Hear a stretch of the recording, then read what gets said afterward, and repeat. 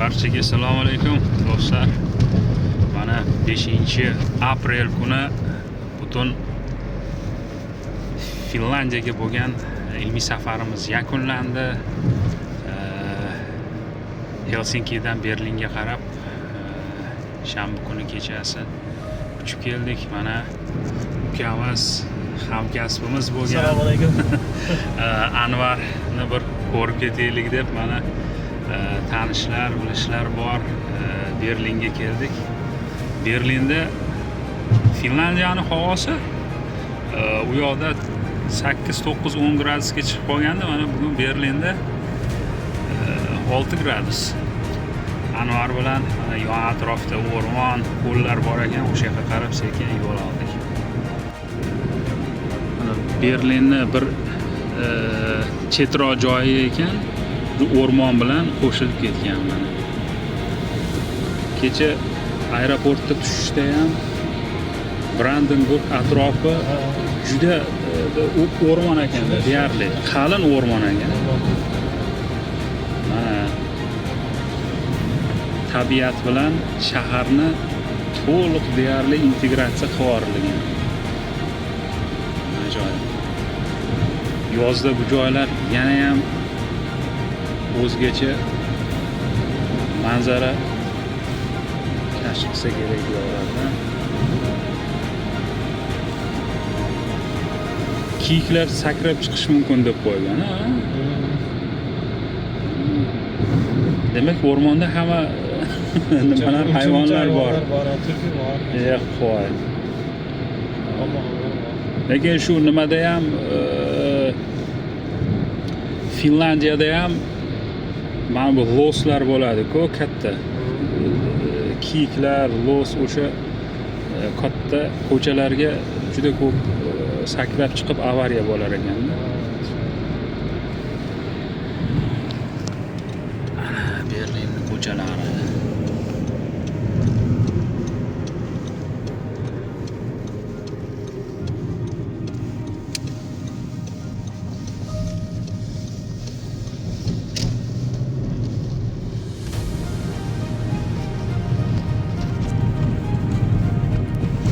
Hordiq chiqarish uchun juda uzoq yo'l yurish kerak emas. Mana Anvarni kvartirasidan 3-4 kilometr uzoqlikda ko'l bor ekan. Mana yetib keldik.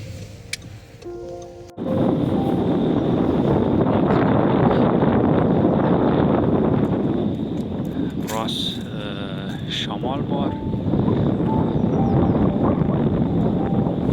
Atrofida juda yaxshi sharoit qilib qo'yilgan. Har doim odam xursand qiladigan bitta narsa bor Yevropada. Mana ota-onalar kelib dam oladigan joyda albatta o'yingoh bo'ladi-da. Shu kelib qo'yadi, bolalarni maza qilib o'ynab yurishadi, ota-onalar o'zi o'tirib choy ichib vaqt o'tkazishadi.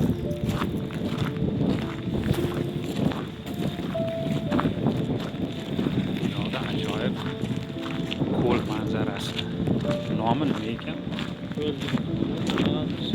O'sha yerda borlar. O'zi bo'lsa kerak. Ha.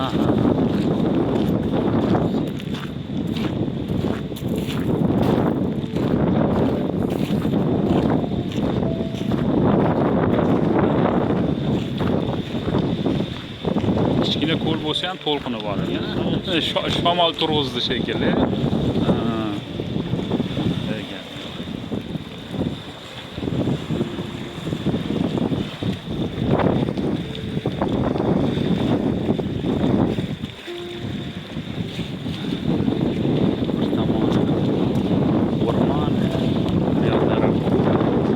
Yozda juda gavjum joylar bo'lsa kerak-a bu yoqlar.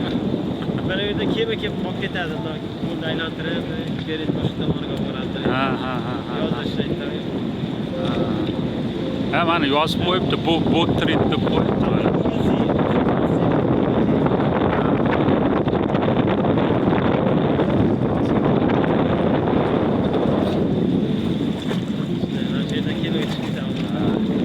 Kema xizmati bu yoqdan bu yoqqa aylantirib ketadi.